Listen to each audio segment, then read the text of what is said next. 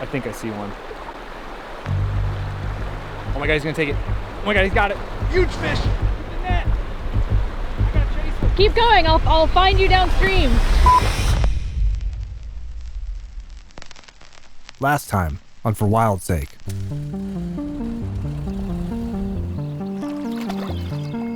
The badge trout, they're endemic to the White Mountains, only in Arizona. You won't find these fish anywhere else in the world. And they're only found in a couple drainages off of one mountain.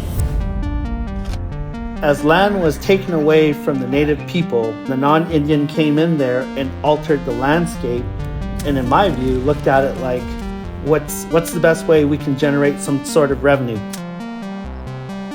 My tribe took the initiative and responsibility of protecting this fish. If not the state, if not the feds, then we as the tribal people are going to do this. This is all we have left. Please listen carefully.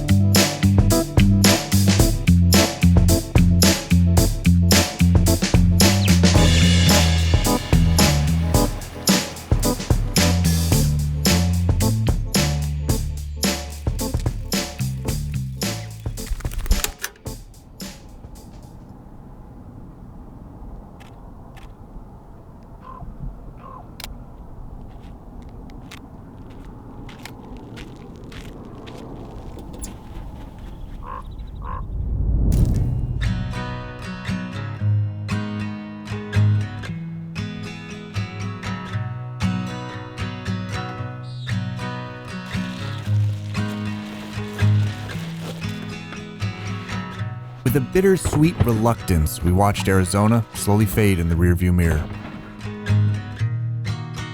Wow, you're buff. Ow, it hit broke my elbow. Oh, I should cracked. Oh. Not buff. It had been over half a year since we left the stability of our home back east and moved into our van, when things were finally starting to feel normal, if there is such a thing.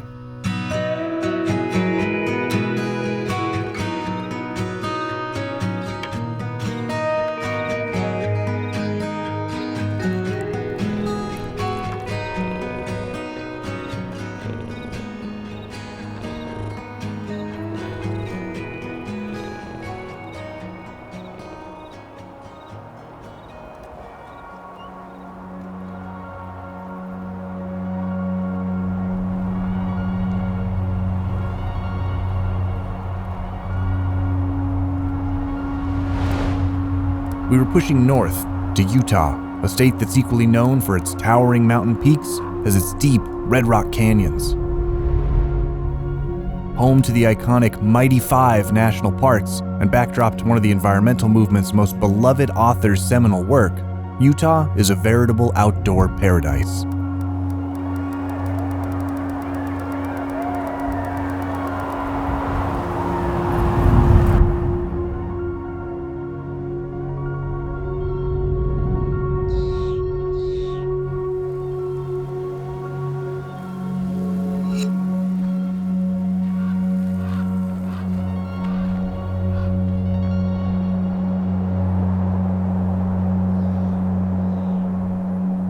But if you ask the average person what they think of when they hear the name Utah, they'll likely give you the same answer: Mormons.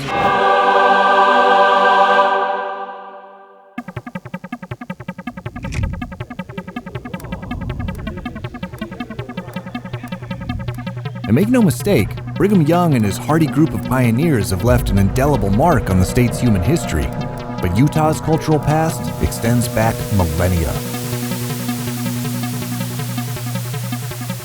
and one of its most hotly contested and culturally significant sites. The battle over who should control public lands that are rich with both rare artifacts and natural resources. This is truly a monumental mistake.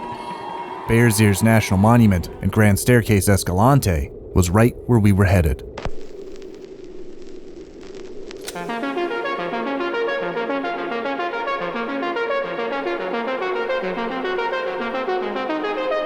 The Grand Staircase is a massive tract of high desert wilderness. So remote that it was the very last place to be surveyed and mapped in the contiguous United States.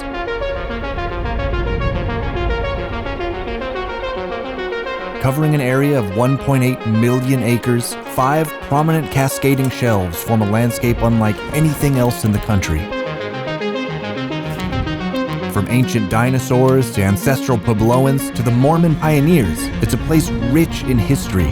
A history you can't help but feel as you sit along its many cliff edges, staring off into the sandstone expanse. Although at first glance, the dry, rocky landscape here looks like a barren desert, it's an area that's been shaped by water. And if you're brave enough to descend into one of its endless winding canyons, you'll find cold, clear streams slowly cutting their way down the plateau en route to the mighty Colorado River.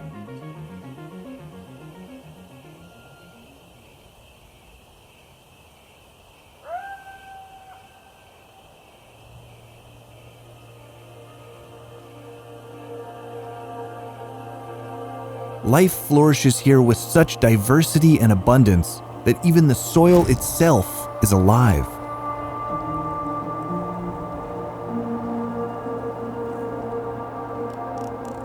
Believe it or not, there are native trout hidden away here in the remote recesses of canyon country. But that's not why we came. We were here looking for something completely different and almost foreign after the long months we'd spent in pandemic isolation. People. And not just any people. People just like us. People we'd admired and corresponded with from afar for years, but hadn't yet spent any real time with. People we barely knew, yet still trusted enough to drive our ancient van down a road we were sure we couldn't get back out of. Those people were Mak and Owen, or as much of the outdoor world knows them, bound for nowhere. 2 intrepid artists and adventurers who 3 years prior had left their home and desk jobs in the southeast, bought a Volkswagen van, and hit the road for good. Sound familiar? Several vehicle incarnations later, and they finally settled on their current home on wheels, Roxanne. A 2019 Toyota Tundra with a flatbed 4-wheel camper Hawk on the back. Now, if you're confused about what any of that means, don't worry, it doesn't really matter. The point is, after years of trial and error, they designed a platform that could get them in and out of just about anywhere. Which is a good thing, because they're the type of people who are up for just about anything.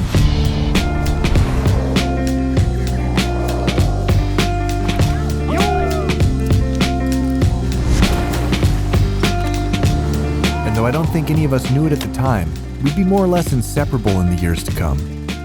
Mak and Owen were true veterans of the road, and we, being as green as we were eager to soak up every ounce of knowledge they were so generously willing to share with us. Don't look at this junk. Having already forged such similar paths, looking at Mak and Owen now was like a small glimpse into our own futures. And if the parallels between us weren't glaring enough already, they also had a cat with them named Luna, though her and Levi would take considerably longer to warm up to each other.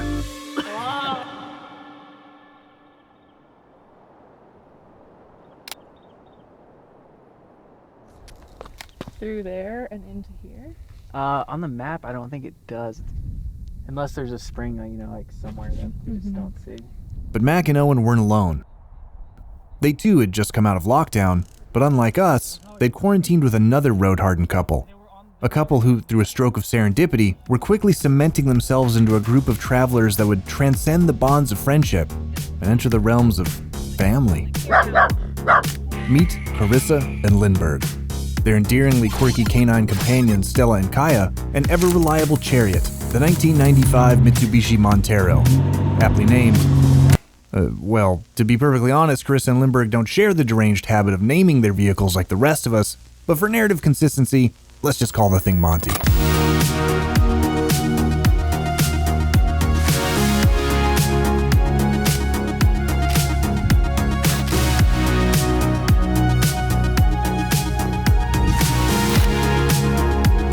Renowned automotive photographers, culinary connoisseurs, and all-around adventure-hungry explorers, Karissa and Linhbergh are simultaneously the most professionally composed and outright silliest members of the group.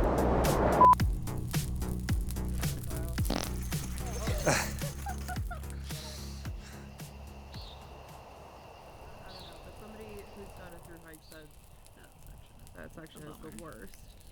But it's because it's undeveloped. There's no... Yeah, I think the Arizona Trail seems pretty interesting. I just really love the landscape. I think that that's why I'm so drawn to the Hayduke. And I also like that it's route finding.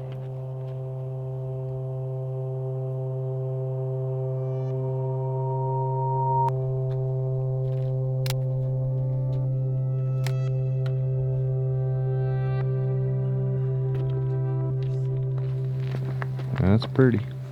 Like 6 years ago.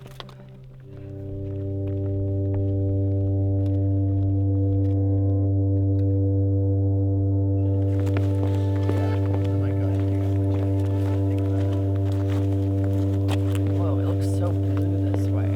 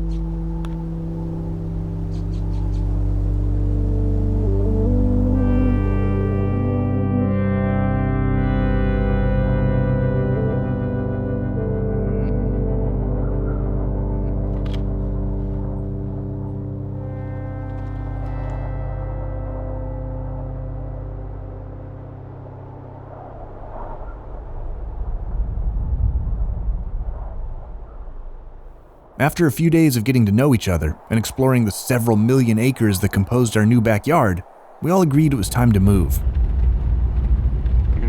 Being relatively unfamiliar with southern Utah's public lands, we were mostly along for the ride, and when the gang told us they had some special places they wanted us to see, we didn't hesitate. Bullwinkle, however, was about to get a sobering reminder of just how far we'd come already. A little stop here. You know, it's never good when they stop. Yeah. Surprisingly capable so far, though. It's like, I'm just gonna follow Mac up as far as I can here. That might be it. Holy fuck.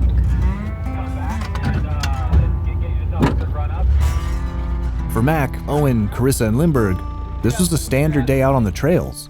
But for us, it was the first time we were truly confronted with the limitations of our vehicle. She's just up here. Yeah. It became immediately clear that the new lifestyle we were adopting would put us in places that AAA wouldn't go, and lack of cell phone service meant we were on our own to come up with solutions in a crisis. I was driving up it in this thing. It's fine. Yeah. This thing is very casual. But not today. Today, we were in the capable hands of our new friends who, despite Bullwinkle's protesting, slowly and confidently dragged us out of harm's way. How do you feel about it? I got butterflies in my stomach a little bit.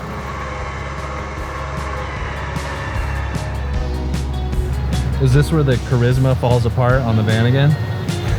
No, this is part of the charisma of the van again for sure.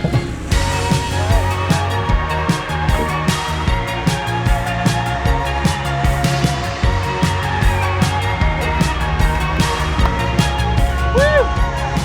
You can stop there, Aimee. Momentum, baby. Barge it, barge it, barge it, barge it. I'm might try this one again and try to line it up on the side with more rocks. Here comes the pit crew. I was gonna say, I can try backing it up again. Sounds good.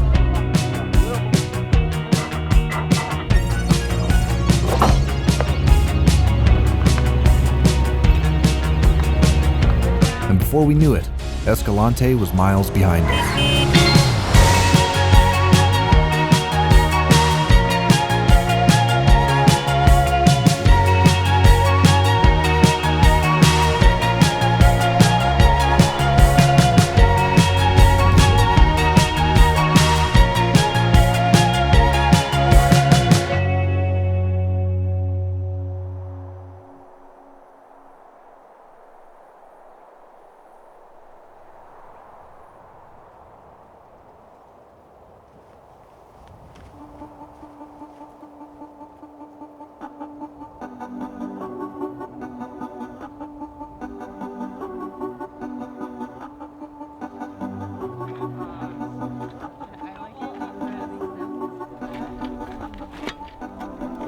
This might be spicy. I'm playing seeds. Habanos should be spicy. They are.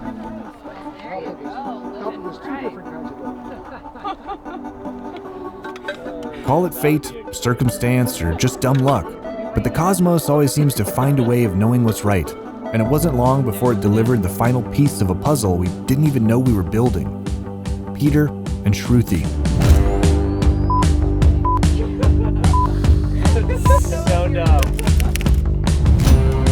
Arguably the scrappiest and most well-traveled members of the group, and our primary partners in antique German automobile crime, Peter and Shruthi live full-time in their 1987 Vanagon, appropriately named Blitz.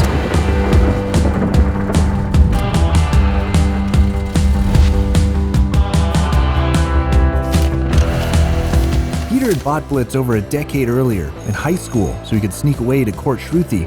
And years later, it became their full-time home, carrying them throughout the continent and even surviving 2 long years along the Pan-American Highway. Blitz has lived the kind of life we all dream our Vanagons will, but few of us ever have the courage to follow through with.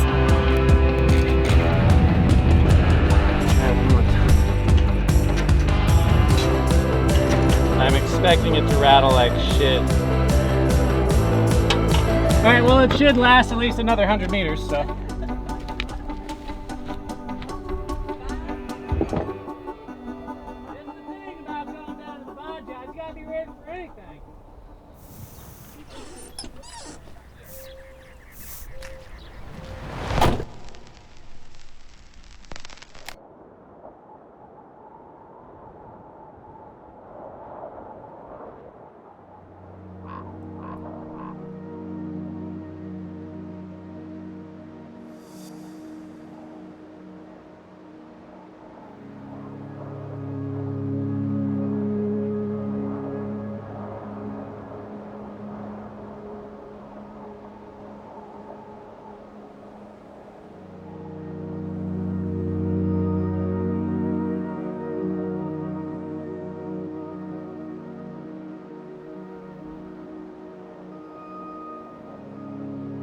In the weeks, months, and years to come, we'd meet hundreds of friendly and interesting people through our life on the road, and friends would come and go.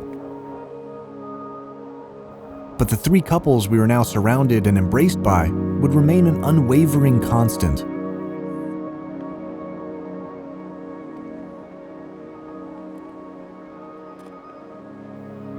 We'd finally found our people.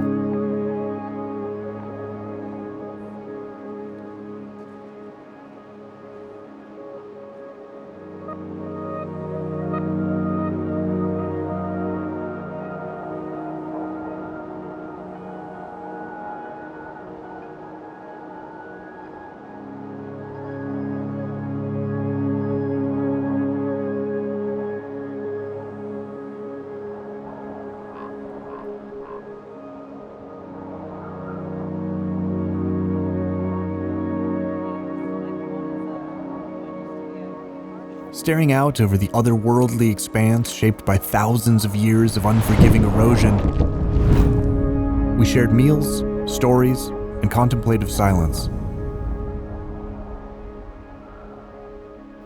and for the first time in a long time, we felt truly lucky.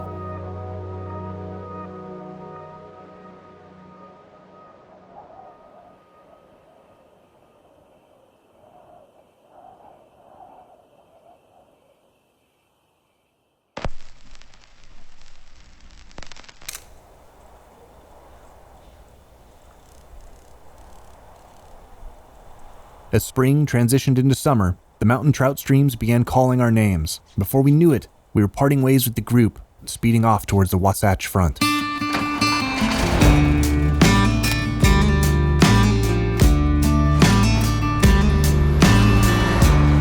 We were heading to Logan, Utah, where our friend Tyler Coleman was waiting and eager to show us some nearby water that held the next rare trout on our list. That trout was the Bear River Cutthroat Trout, native only to the Bear River drainage, snaking its way across the borders of Utah, Wyoming, and Idaho. And its history and life cycle are about as unique and confounding as any fish in the country. But in order to understand that history, we're going to need to take a step back in time to around 150,000 years ago.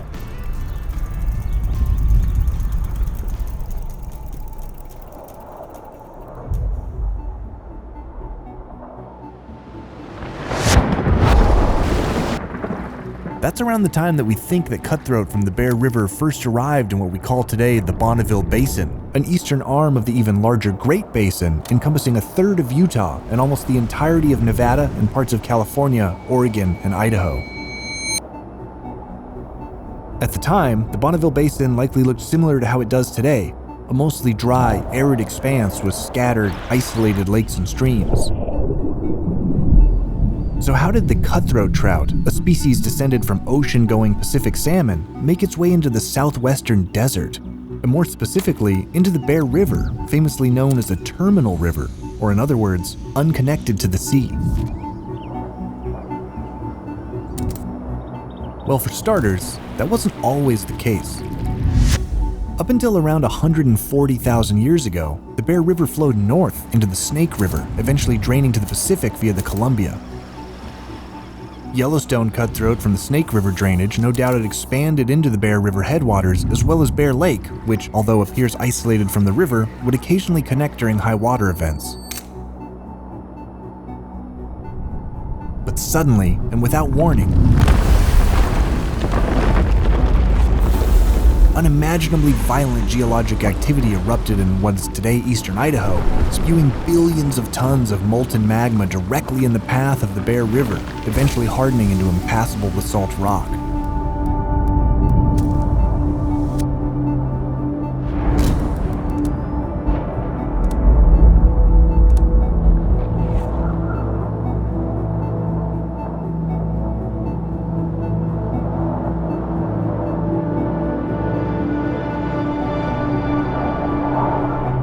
Nowhere else to go, the river was forced to change course, now emptying south into the Bonneville Basin and eventually bringing the invading cutthroat with it.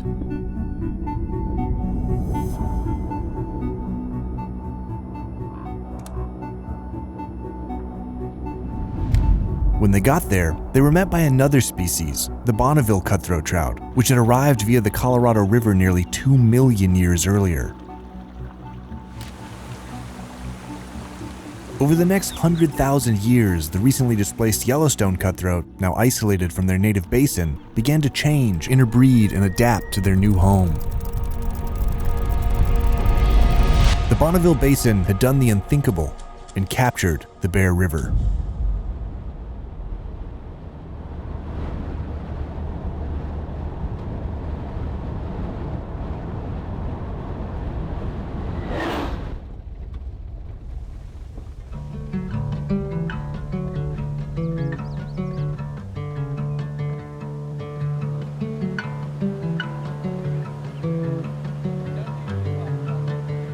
My name's Tyler Coleman. I'm a native trout nerd, and I run the Western Native Trout Challenge program for Western Native Trout Initiative. I'm an intern at Trout Unlimited, and I'm a fisheries student at Utah State University. Future Chase stepping in here for a second. In the 4 years since we filmed this interview, a lot's happened for Tyler. He graduated from college and is now working as a fisheries biologist. Him and Anastasia had another daughter, and he's become Trout Unlimited's project manager for the entire lower Bear River. Way to go, Tyler. Anyway, back to the story. I grew up fishing, the lakes in Arizona for like bass, bluegill, carp. Around 7 years ago, one of my friends, Casey Badger, was out fly fishing a ton, and I just thought like, wow, that's really cool. I've never seen that in Arizona. I've been here my whole life, and I want to see these places. So he actually got me my first like decent rod, and I put some junk reel on it. One day my friend Ricky calls, and he's like, hey, there's this opportunity with Arizona Game and Fish. We'll go like pack in these Gila trout into this wilderness place that hasn't had fish in 15 years. And I said, what the heck's a Gila trout? He goes, oh, it's a native trout to Arizona. Like, there's the Gila and the Apache. And I said, why have I never learned that in all this years of school and like living here my whole life pretty much? Like, why did I not know these fish existed? I just immediately was interested in conservation and kind of like why I never heard of these fish and wanted people to know about them. Like, my kids should know those fish exist, otherwise who's going to take care of them, who's going to protect them? So just kind of like ignited this giant fire.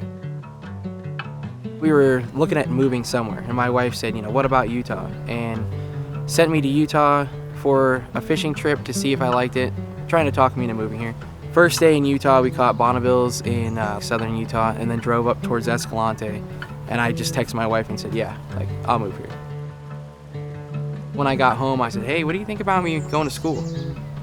And she kind of like laughed, like, seriously? Like, you are like not about college at all. Like, why now? And I said, well, I want to do more for these native trout, and I can only do so much at Western Native Trout Initiative, like with social media, like public outreach, and I needed a degree to do more. My wife was on board, my boss was on board, all my friends were supportive, family was very supportive. I ended up applying, got approved, and we just moved to Utah.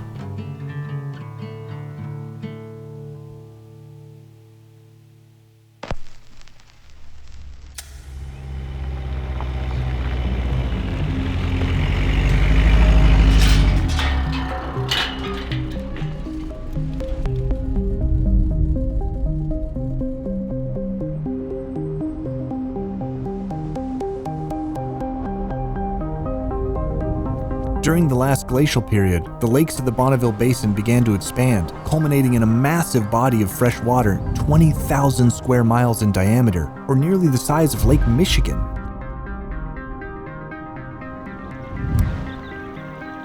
Lake Bonneville and its tributaries would be the sole domain of the Bonneville cutthroat trout for millennia to come. But hold on. If we classify the trout in the Bonneville Basin as Bonneville cutthroat, and the Bear River is in the Bonneville Basin, then what are Bear River cutthroat? Well, here's the thing. If you were to test the genetics of a Yellowstone cutthroat and a trout from the Bear River drainage side by side, they'd appear nearly identical. So how could two fish, completely isolated from each other for nearly 100,000 years, still appear to be almost identical? Well, the history of the Bear River doesn't end there. But we'll get back to that in a bit. For now, we're eager to get our hands on a few fish and see for ourselves what all the fuss was about. And with Tyler in our corner, it didn't take long.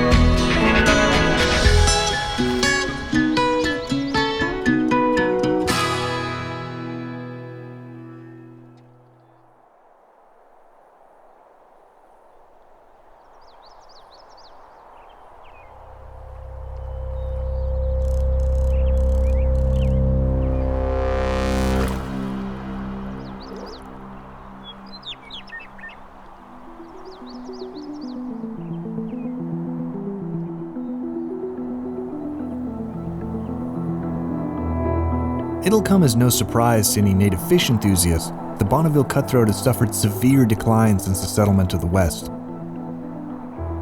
When Brigham Young first led the Mormon pioneers into Wasatch Valley in the mid-1800s, Bonneville cutthroat likely populated every cold-flowing stream from Ogden to St. George and provided an important food source to both the native peoples and the settlers. But within a short 100 years, they were thought to be entirely extinct.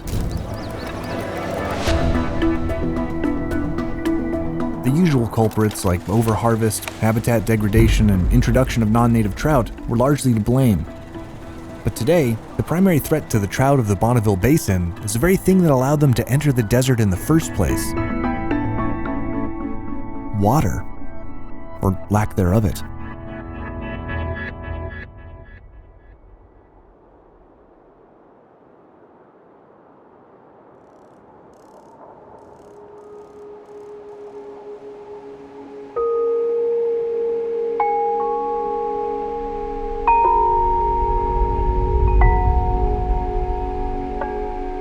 If you drive through much of the Intermountain West today, you might come away thinking that it's a fertile oasis.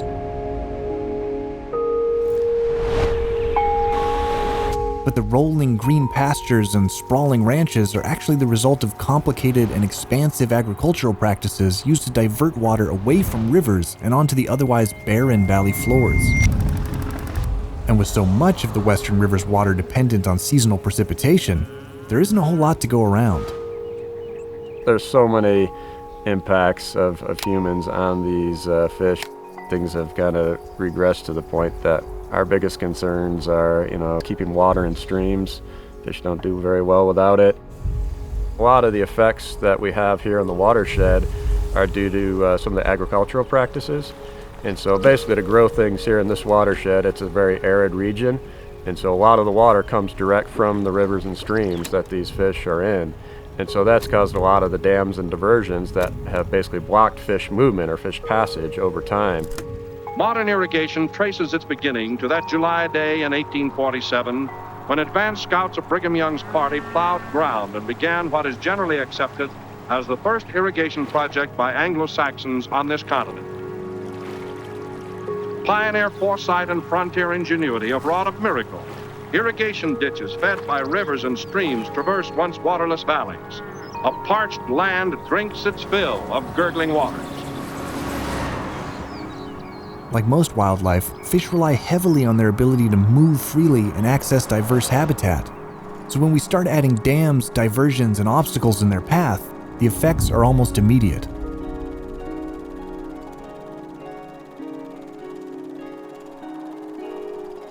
Luckily, with a few pure populations rediscovered in remote locations and some highly enlightened fish culturing and stocking programs, the Bonneville cutthroat was able to be repopulated in the 1990s. And its status today is considered stable.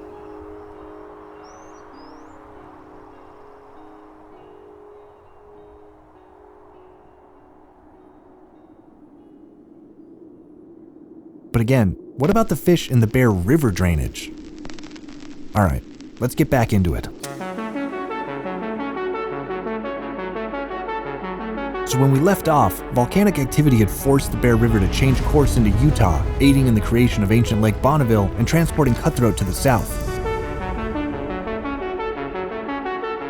But meanwhile, over the next several thousand years, the river set about the task of chiseling its way back through the massive basalt cliffs, eventually busting through and reuniting itself with the Snake River, completing its journey back to the sea.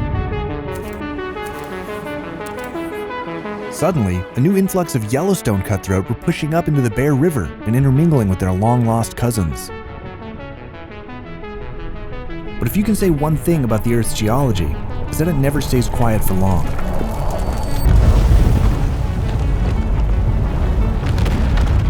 Roughly 50,000 years ago, molten rock from deep below the Earth's crust once again burst through in Idaho, forcing the Bear River and its new influx of Yellowstone cutthroat to turn course again, returning back to the Bonneville Basin. The river began to feed more and more water into massive Lake Bonneville, eventually resulting in a catastrophic breach and flood at Red Rock Pass in Idaho, spilling an untold volume of water and fish back over into the Snake. The breach and subsequent end of the glacial period brought the demise of Lake Bonneville, eventually desiccating into what's left of the Great Salt Lake and pushing the Bonneville cutthroat up into remote mountain tributaries in search of cold, clean water free of the suffocating salt deposits left behind. The Bear River was now trapped for good between its source in the high mountains and the uninhabitable Salt Lake below. And what was left were fish that were no longer Yellowstone cutthroat, but not quite Bonneville cutthroat either. Science classifies the fish as Bonneville cutthroat since they occupy the same basin and are isolated from their older cousins to the north, but genetically, they're closer to Yellowstone cutthroat than Bonneville's. One thing's for certain, no matter what you call them, there's no other fish quite like them.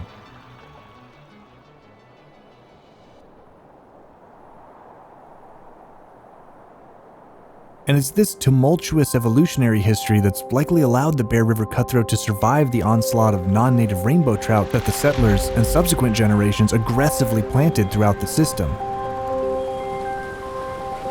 They had to evolve to survive in an unstable landscape and adapt to utilize habitats and environmental changes that other trout species wouldn't. The Bear River system, including Bear Lake, was so heavily stocked with rainbow trout for so many years, biologists assumed that finding pure cutthroat genetics in the latter half of the 20th century was a pipe dream. But to everyone's surprise, when genetic samples were compared to museum specimens from the 1800s, they were a perfect match. Bear Lake and Bear River cutthroat had managed to do the impossible and escape extinction.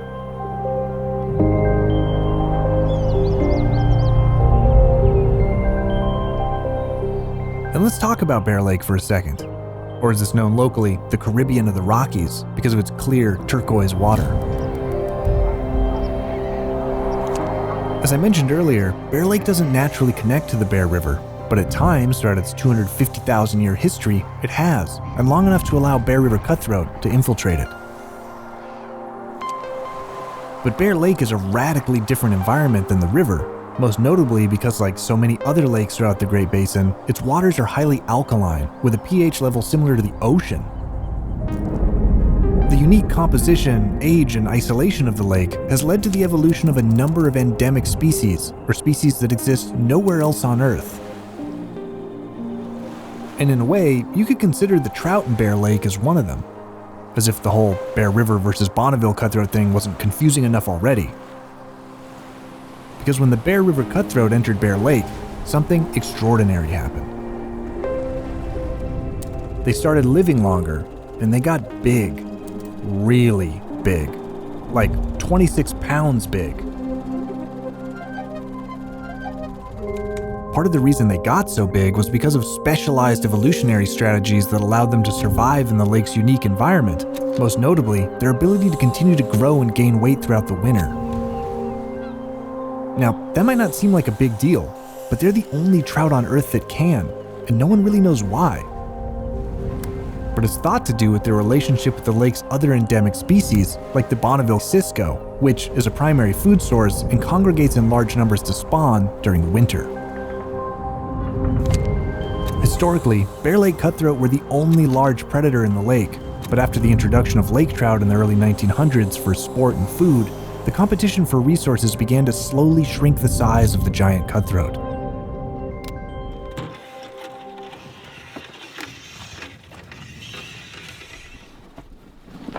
Are you ready?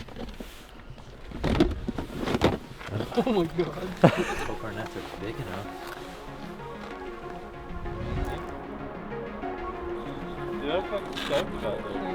When they want to go, like, they let you pull them close, and then they're like, nope. Look at that. Oh, so I promised I would eat this thing for the good of the Bear Lake fish. The two species are able to coexist, and with the lake trout's popularity as a game fish, it's unlikely that the state of Utah will stop stocking lake trout anytime soon. How often do you even get to catch a fish like this and have cell phone service? Like, how weird is that?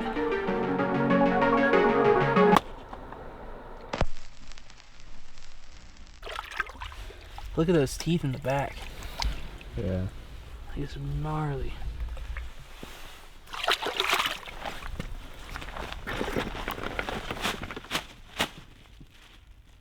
But that doesn't stop the native fish advocates from dreaming of a day when the Lakers are slowly phased out and the giant Bear Lake cutthroat once again regain their rightful spot on the throne.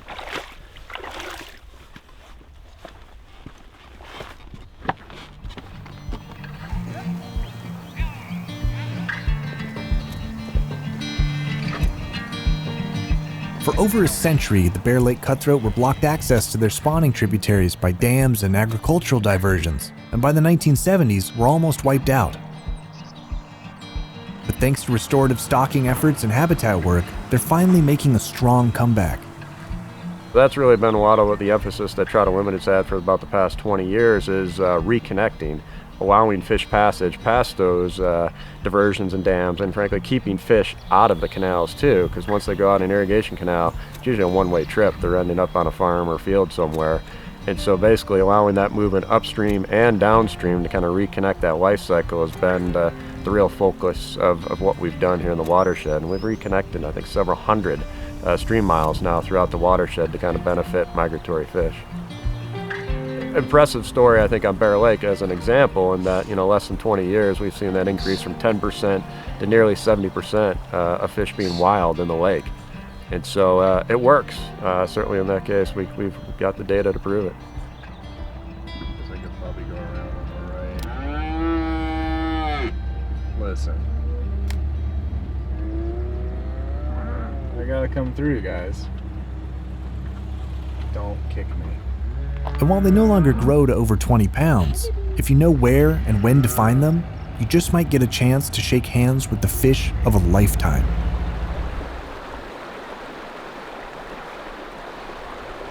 Oh man. I think I see one. Oh my God, he's gonna take it. Oh my God, he's got it. Huge fish! Keep going, I'll find you downstream. Look at the size of that fish. Wow, look at its teeth. What an absolutely incredible fish. Easily the biggest trout I've ever caught in my life. Close to being ready to go. Oh, here he goes. Woo!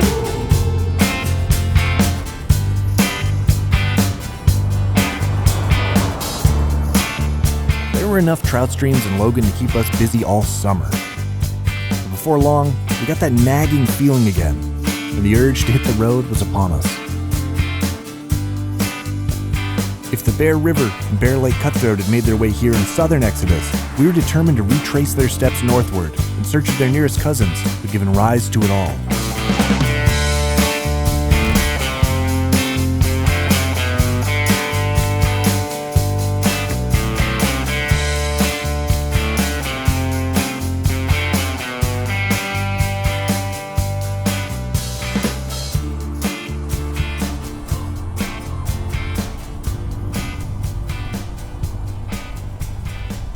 The group had already beat us there, to a place we consider a second home, where no summer feels complete without a visit. The excitement was palpable. We were Yellowstone bound.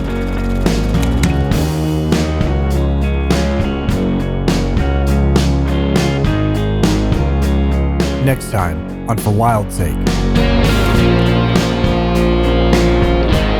It was my childhood interest in trout that led me to a lifelong inquiry about how and why we name and order the natural world. Nature's not divided into neat, discrete units. It's messy, it's dynamic, it's in a constant state of change.